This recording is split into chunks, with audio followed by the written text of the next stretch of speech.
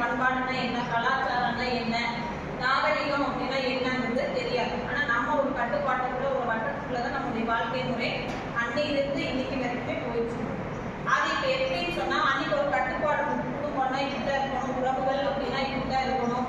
எந்த ஒரு விஷயம் ஒரு குரூப்ல நடந்தாலுமே அங்க எல்லாருமே போய் கூடி நிற்பாங்க, எல்லாரும் சொந்த பந்தம் கலந்துக்குவாங்க. இன்னைக்கு அந்த உறவு முறைகள் எல்லாமே நம்மளுக்கு போயிடுச்சு. அன்னைக்கு இருந்த சூழ்நிலை வேற. இன்னைக்கு யார் இடத்துல பேசுறது கூட என்னது ஒரு விஷயமா இல்லை. சரி, அவங்க வீட்டுக்குள்ள என்ன நடக்குதுன்னு கூட அந்த வீட்டுக்குள்ள இருக்கிறவங்களுக்கு யாருக்குமே தெரிய போவது கிடையாது. தெரியுது, வர்றாங்க போறாங்க. ஏன்னா இன்னைக்கு இருக்கிறது நாகரிகம் அப்படிங்கிற பேர்ல நம்முடைய பண்பாடு நம்மளுக்கு கொஞ்சம் கொஞ்சமாக மறைச்சு போயிடுச்சு.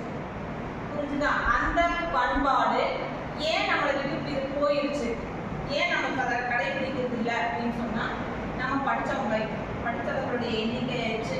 நம்ம வெளிநாடு அப்படிங்கிற ஒரு மோகத்துல போய் பணம் சம்பாதிக்க போனோம். அங்க சில பண்பாடு நம்ம கற்றுக்கணும். அங்கே இருக்கிற நாகரிகத்தை கற்றுட்டு வந்து இங்க நம்ம வெளிப்படுத்துறப்ப நம்மளுடைய நாகரிகம் என்னன்றது நம்மளுக்கு தெரிஞ்சு.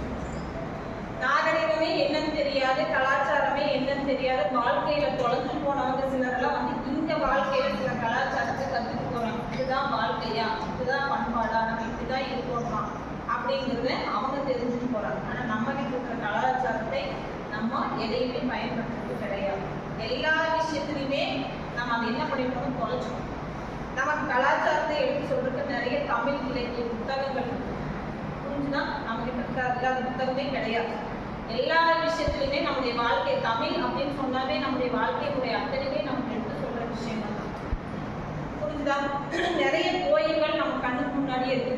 இத்தனை கோயில்களுமே வேற எந்த நாட்டிலுமே கிடையாது. நமக்கு முன்னோர்கள், நமக்கு மூதாதையர்கள் வாழ்ந்து விட்டுட்டு போன ஒரு பெரிய பொக்கிஷம் அப்படிங்கிறது புத்தகம், அவங்க ஏற்படுத்திட்டு போன கோயில்கள் தான்.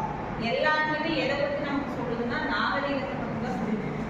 வாழ்க்கைன்னா இப்படிதான் நம்ம வாழ்க்கை, நம்மளுடைய வாழ்க்கையை கொண்டு போகணும் அப்படின்ட்டு நமக்கு நிறைய விஷயத்தை சொல்லியிருக்காங்க. ஏன் நம்ம அதை மறந்துட்டோம்? ஒரு மோகம், பணம் சம்பாதிக்கணும் அப்படிங்கிற மோகம் மட்டும்தான் நமக்குள்ள இருக்குதே தவிர நம்மகிட்ட எது கிடையாது. அந்த வாழ்க்கையை எப்படி சந்தோஷமா கொண்டு போகணும் விஷயமே கிடையாது. இன்னைக்கு உறவுகளுக்குள்ள நிறைய பிளவுகள் ஏற்படுறதுக்கு காரணம் என்னன்னா ஆணாதிக்கம். சரியா, நான் சம்பாதிக்கிறேன், நீ சம்பாதிக்கிற அப்படிங்கிற அந்த விஷயத்துலதான் நம்ம போட்டி போட்டு போயிட்டுருக்கோமே தவிர வாழ்க்கை என்பது இப்படிதான் இருக்கணும், இப்படி கொண்டு போனாதான் இந்த குடும்பம் நல்லா இருக்கும் அப்படிங்கிறதும், சொந்த பந்தத்தோடலாம் எல்லா விஷயத்தையும் நம்ம கலந்து போகணும், இதெல்லாம் நமக்கு நாளைக்கு வெளியே இருப்பாங்க அப்படிங்கிற எந்த விஷயத்துமே எல்லா கலைக்குமே நம்ம விலகி போயிட்டு. எத்தனையோ கலைகள் நமக்கு இருந்தது. இன்னைக்கு அந்த கலைகள் எல்லாம் நமக்கு இருக்கா? காரணம் அதெல்லாமே நம்ம விட்டு போனதுக்காக நம்ம அதெல்லாம் மறந்துட்டோம். அன்னைக்கு ஒரு பொழுதுபோக்கான ஒரு விஷயம் சொன்னா கலைகள், நாட்டியம், பரதம் அப்படின்னு நம்ம எதையோ சொல்றோம், நாடகம் அப்படின்னு சொல்றோம். அது எல்லாமே பார்த்தீங்கன்னு சொன்னா நமக்கு நல்லது எதுக்கு புரிய வைக்கலாம். நம்முடைய தமிழ் இதிகாச இலக்கியங்கள் எல்லாத்தையுமே அன்னைக்கு நாடகமா சொன்னாங்க. இன்னைக்கு அதை யாராவது உட்காந்து படிக்கிறதுக்கான நேரம் இருக்காங்க.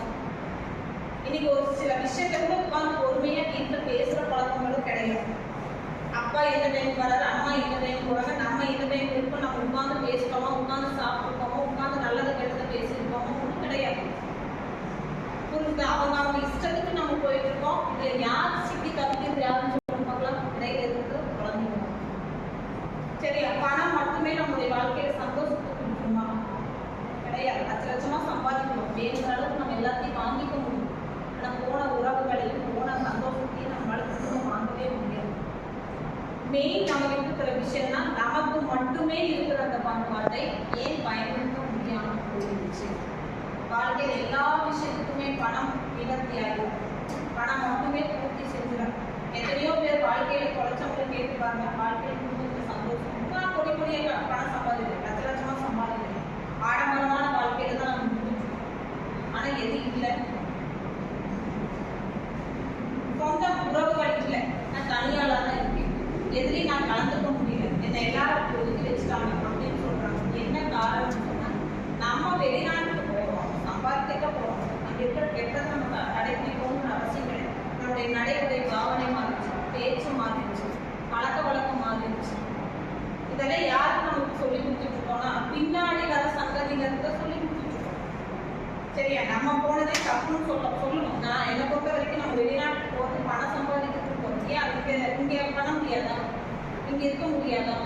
எத்தனையோ உறவுகளை விட்டுட்டு போகிறோம். கட்டின மனைவி வீட்டுக்கு போகிற குழந்தைகள் பார்க்கறது கிடையாது. பிறந்த குழந்தைக்கும் வருஷக்கணக்கில் வந்து வருஷத்துக்கு அப்புறம் தான் வந்து பார்க்கணும். சரியா? இதெல்லாம் இருக்குது. ஆனால் எது இல்லை, சந்தோஷம் என்பது இல்லை. நம்ம நிறைய விஷயத்தை தொலைச்சோம்.